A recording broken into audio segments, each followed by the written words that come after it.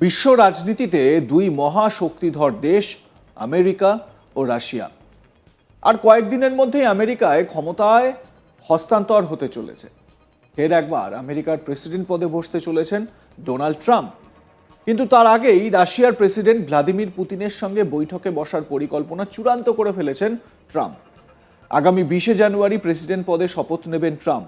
জোর কদমে চলছে সেই অনুষ্ঠানের প্রস্তুতি। আর তার আগেই শোনা গেল এই সাক্ষাতের কথা।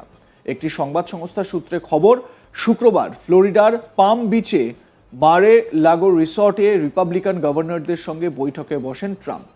সেখানেই তিনি পুতিনের সঙ্গে বৈঠকে বসার আগ্রহ প্রকাশ করেন।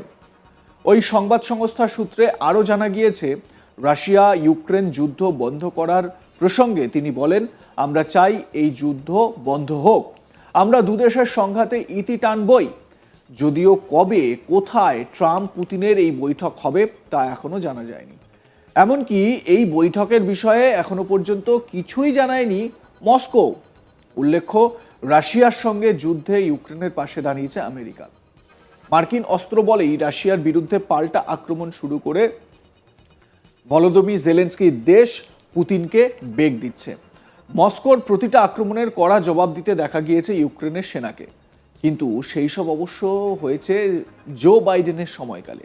সেক্ষেত্রে ট্রাম্প ক্ষমতায় এসে ইউক্রেনকে সেই সাহায্য চালিয়ে নিয়ে যাবেন কিনা সেই নিয়ে সংশয় রয়েছে। প্রসঙ্গত, এর মাঝে নির্বাচন পর্বে গত বছর ট্রাম্পকে বলতে শোনা যায়, 24 ঘন্টায় রাশিয়া ইউক্রেন যুদ্ধ থামিয়ে দেব। সেক্ষেত্রে এখন দেখার বাস্তবেই ট্রাম্প পুতিন বৈঠক হলে সেখান থেকে কি উঠে আসে। এটা তো গেল ট্রাম্পের সঙ্গে পুতিনের বৈঠকের প্রসঙ্গ। ট্রাম্প ভীষণ রকমভাবে আশাবাদী, তিনি ভ্লাদিমির পুতিনের সঙ্গে বৈঠক করবেন, রাশিয়ান প্রেসিডেন্টের সঙ্গে বৈঠক করবেন এবং রাশিয়া ইউক্রেন যে ওয়ার, সেই ওয়ার থেমে যাবে, যুদ্ধ থেমে যাবে এবং তাতে করে যদি যুদ্ধ থেমে যায়, দেখা যাবে যে ইউরোপিয়ান বিভিন্ন কান্ট্রিগুলো তো বটেই, সারা বিশ্বেই একটা স্থিতিশীলতা ফিরবে। ট্রাম্প সেই লক্ষ্যেই কাজ করবেন। তিনি এটাও বলেছেন যে বিশ্বের যেখানে যেখানে ডিসপিউট রয়েছে, যেখানে যেখানে ঝামেলা চলছে, সেই সমস্ত যুদ্ধগুলোকে তিনি বন্ধ করার পথে হাঁটবেন। তিনি বলেছেন, আপনাদের স্মরণে থাকবে, ভোটে জেতার পরপরই তিনি ফ্লোরিডায় একটি প্রেস মিট করেন। সেখানে তিনি প্রেসের সামনে, সাধারণ মানুষের সামনে তিনি বলেন যে তিনি যখন প্রেসিডেন্ট পদে শপথ নেবেন, তারপর বিশ্বের যে কোনো জায়গায় যে কোনো রকমের ওয়ার সেটা তিনি খতম করবেন, সেটাকে তিনি শেষ করবেন, এমনও প্রতিশ্রুতি কিন্তু তিনি দিয়েছিলেন। এদিকে আগামী 20 জানুয়ারি ট্রাম্পের শপথ গ্রহণ অনুষ্ঠানে ভারতের হয়ে প্রতিনিধিত্ব করবেন বিদেশমন্ত্রী এস জয়শঙ্কর। আগে প্রধানমন্ত্রী নন, বিদেশমন্ত্রী এস জয়শঙ্কর তিনি প্রতিনিধিত্ব করবেন। ইতিমধ্যেই জয়শঙ্করকে আমন্ত্রণ জানানো হয়েছে বলে জানা গিয়েছে। নতুন মার্কিন প্রশাসনের মেয়াদ শুরু হওয়ার সঙ্গেই দুই দেশের মধ্যে কূটনৈতিক সম্পর্ক আরও দৃঢ় হবে বলে মনে করা হচ্ছে। অনুষ্ঠানে যোগদান ছাড়াও নয়া মার্কিন প্রশাসনের প্রতিনিধিদের সঙ্গে আলোচনাও করবেন জয়শঙ্কর।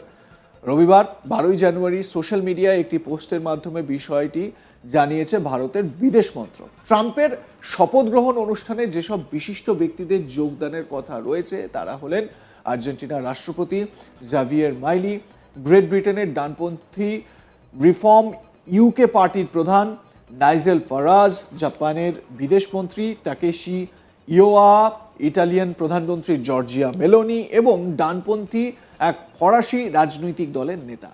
পাশাপাশি ব্রাজিলের প্রাক্তন রাষ্ট্রপতি জাইর বলসোনারোকেও ট্রাম্পের শপথ গ্রহণ অনুষ্ঠানে যোগদানের জন্য আমন্ত্রণ জানানো হয়েছে।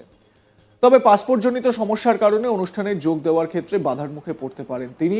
অন্যদিকে চীনের রাষ্ট্রপতি শি জিনপিংকে উদ্বোধনী অনুষ্ঠানে যোগদানের জন্য আমন্ত্রণ জানানো হয়েছে।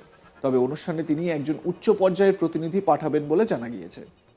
তবে উদ্বোধনী অনুষ্ঠানের পূর্ণাঙ্গ সময়সূচি এখনও ঘোষণা করা হয়নি।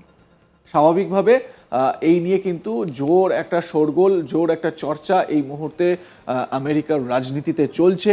পালা বদলের পর, মানে ক্ষমতায় যখন ট্রাম্প আসবেন, আর তো কয়েকটা দিনের অপেক্ষা, তারপর ট্রাম্প কি সিদ্ধান্ত নেন সেটা কিন্তু খুব গুরুত্বপূর্ণ হয়ে উঠেছে। উল্লেখ্য, নরেন্দ্র মোদীর সঙ্গে ডোনাল্ড ট্রাম্পের সম্পর্ক বরাবরই ভালো। দুজনেই দুজনকে বন্ধু বলে মনে করেন এবং সেটা প্রকাশ্যে বারবার বলেওছেন। দ্বিতীয়বার জয়ের পরেই ট্রাম্প বলেন, ভারত অত্যন্ত চমৎকার দেশ, প্রধানমন্ত্রী মোদি একজন মহান ব্যক্তি, আমি প্রধানমন্ত্রী মোদি এবং ভারতকে সত্যিকারের বন্ধু মনে করি। ডেমোক্র্যাট প্রার্থী কমলা হ্যারিসকে হারিয়ে আমেরিকার 47তম প্রেসিডেন্ট নির্বাচিত হয়েছেন রিপাবলিকান প্রার্থী ডোনাল্ড ট্রাম্প। আগামী 4 বছরের জন্য ফের একবার হোয়াইট হাউসের অধিপতি হতে যাচ্ছেন ট্রাম্প। প্রথমে এক্স হ্যান্ডেলে পোস্ট করে তারপর ফোন করে ট্রাম্পকে অভিনন্দন জানিয়েছেন ভারতের প্রধানমন্ত্রী নরেন্দ্র মোদী। পাল্টা মোদীকে ধন্যবাদ জানিয়েছেন ট্রাম্প। তিনি বলেছেন, আমরা একসঙ্গে বিশ্ব শান্তির জন্য কাজ করব, ভারত অত্যন্ত চমৎকার দেশ, প্রধানমন্ত্রী মোদী একজন মহান ব্যক্তি, আমি প্রধানমন্ত্রী মোদী এবং ভারতকে সত্যিকারের বন্ধু মনে করি, আমি জয়ের পর প্রথম যে বিশ্ব নেতাদের সঙ্গে কথা বলেছি তাদের অন্যতম মোদী। এর আগে এই উপলক্ষে অভিনন্দন জানানোর সময় প্রধানমন্ত্রী মোদী লিখেছেন, আমি আমার বন্ধু ডোনাল্ড ট্রাম্পকে নির্বাচনে ঐতিহাসিক জয়ের জন্য আন্তরিকভাবে অভিনন্দন জানাই। যেহেতু আগের মেয়াদের সাফল্যগুলিকে এগিয়ে নিয়ে যাচ্ছেন, আমি ভারত মার্কিন ব্যাপক বৈশ্বিক এবং কৌশলগত অংশীদারিত্বকে আরও শক্তিশালী করতে আমাদের সহযোগিতাকে নতুন উচ্চতায় নিয়ে যাওয়ার জন্য উন্মুখ। জনগণের মঙ্গল এবং বিশ্ব শান্তি, স্থিতিশীলতা এবং সমৃদ্ধির জন্য একসঙ্গে কাজ করব। জয়ের দিন মঞ্চে দাঁড়িয়ে ট্রাম্প বলেছিলেন, আমি যুদ্ধ শুরু করব না, আমি যুদ্ধ থামাবো। এ সময় তার প্রথম মেয়াদের কথা উল্লেখ করে বলেছিলেন, আমাদের সময় কোনো যুদ্ধ ছিল না, 4 বছরে আমরা কোনো যুদ্ধে জড়াইনি, কেবল আইএসআইএসকে পরাজিত করেছি। এমনটাই সেদিন বলেছিলেন ডোনাল্ড ট্রাম্প। আপনাদের স্মরণে থাকবে ডোনাল্ড ট্রাম্প এই বক্তব্য তিনি পেশ করেছিলেন। এবারে ডোনাল্ড ট্রাম্পের এই যে শপথ গ্রহণ অনুষ্ঠান, এই শপথ গ্রহণ অনুষ্ঠানকে কেন্দ্র করে নানান রকমের চর্চা কিন্তু তুঙ্গে উঠেছে। যেমন সবথেকে বেশি চর্চার সেটা হচ্ছে গিয়ে ডোনাল্ড ট্রাম্প ক্ষমতায় আসার পর বাংলাদেশের পরিস্থিতি কেমন হবে, বাংলাদেশের রাজনৈতিক যে সিচুয়েশন এই মুহূর্তে।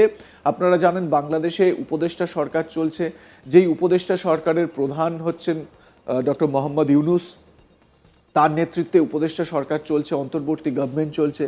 এবারে মোহাম্মদ ইউনুসের সময়কালে বেশ কিছু প্রশ্ন কিন্তু লক্ষ্য করা যাচ্ছে, যেগুলো গণতন্ত্রের জন্য কোনোভাবেই স্বাভাবিক ছন্দ নয়।